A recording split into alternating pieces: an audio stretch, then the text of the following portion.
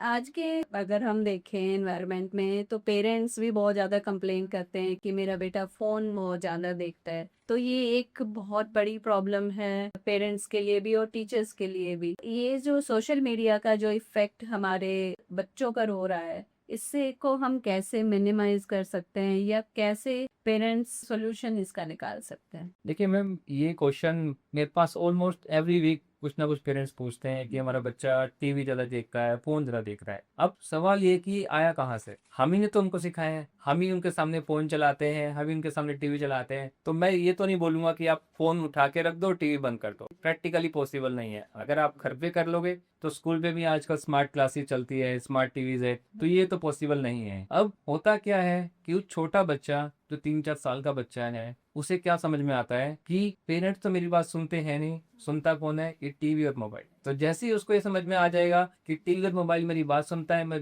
जो मन चाहा कार्टून लगा सकता हूँ, कुछ भी देख सकता हूँ, उससे उसके माइंड में एक केमिकल रिलीज होता है ब्रेन के अंदर, जिससे क्या उसको क्या लगता है कि मेरे को इसी से खुशी मिलेगी। वो फिर क्या करेगा? सब कुछ छोड़ के वो इग्नोर करेगा। सबसे पहले इग्नोर करेगा पेरेंट्स को और फिर अपनी जो डेली एक्टिविटीज है उसको, और फिर किसको इंपॉर्टेंस देगा? उस कंटेंट को जो वो सोशल मीडिया पे आ रहा है, या तो वो टीवी के रूप में है या मोबाइल या लैपटॉप। हमें क्या करना है? हमें स्टार्टिंग से ही ध्यान देना है कि जो बेसिक जो चीजें है, अगर बच्चा के पास आप जा रहे हो, आप ऑफिस के बाद से काम पे कर लौट रहे हो, वापस होगा क्या? आप जाके टीवी देख रहे हो या फिर आप मोबाइल चला रहे हो, बच्चा आपके सामने है। बच्चे को क्या लगेगा कि पापा के हाथ में मोबाइल है और पापा के पास समय होते हुए भी वो मेरे को टाइम नहीं दे रहे हैं। वो किस में इंटरेस्ट दिखा रहे हैं? मोबाइल में। मतलब कि कुछ और इंटरेस्टिंग है उनके पास जिसमें हम टाइम बिता सकते हैं, तो उसको एंगेज होगा उस एक्टिविटी में, तो वो मोबाइल की तरफ अट्रैक्ट होगा। और होता भी यही है। तो हमें सबसे पहले अपने बच्चे को टाइम देना है। हमें ये देखना है कि कब और किस समय उसको जरूरत है।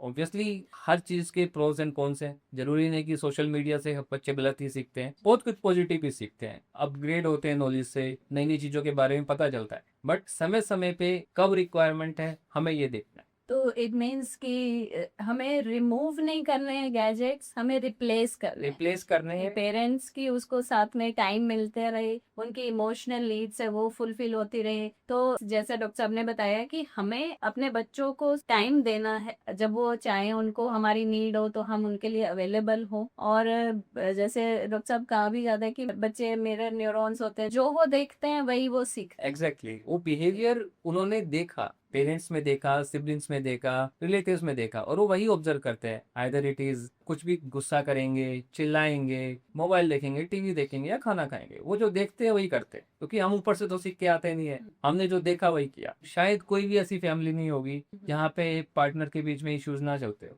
लेकिन हम क्या करते हैं? हम भूल जाते हैं कि शायद हमारा बच्चा भी देखता है। अब बच्चा क्या देखेगा कि पापा मम्मी झगड़ते रहते हैं। और कुछ फैमिलीज ऐसी होती है कि जहाँ पर फादर फिजिकली टॉर्चर करते हैं मदर को, तो एज अ मेल चाइल्ड वो क्या ऑब्जर्व कर रहा है कि फादर मम्मी को फिजिकली टॉर्चर कर रहे हैं, तो वो क्या करेगा? कल को जाके वो भी वही चीज करेगा, क्योंकि उसने ऑब्जर्व वही किया बचपन से। कल को वो करता है तो फिर आप बोलते हो कि बच्चे ने गलत सीखा। तो पेरेंटिंग सिखाई तो आप ही ने है ना। सिर्फ पेरेंटिंग बोलना समझाना नहीं होता। बच्चा ना चाहते हुए भी वो ऑब्जर्व करता है बहुत सारी चीजें, और जो ऑब्जर्व करता है, जो हिडन ऑब्जर्वेशन है, वही असली पेरेंटिंग है। हमें उसी चीज के ऊपर सबसे ज्यादा ध्यान देना है।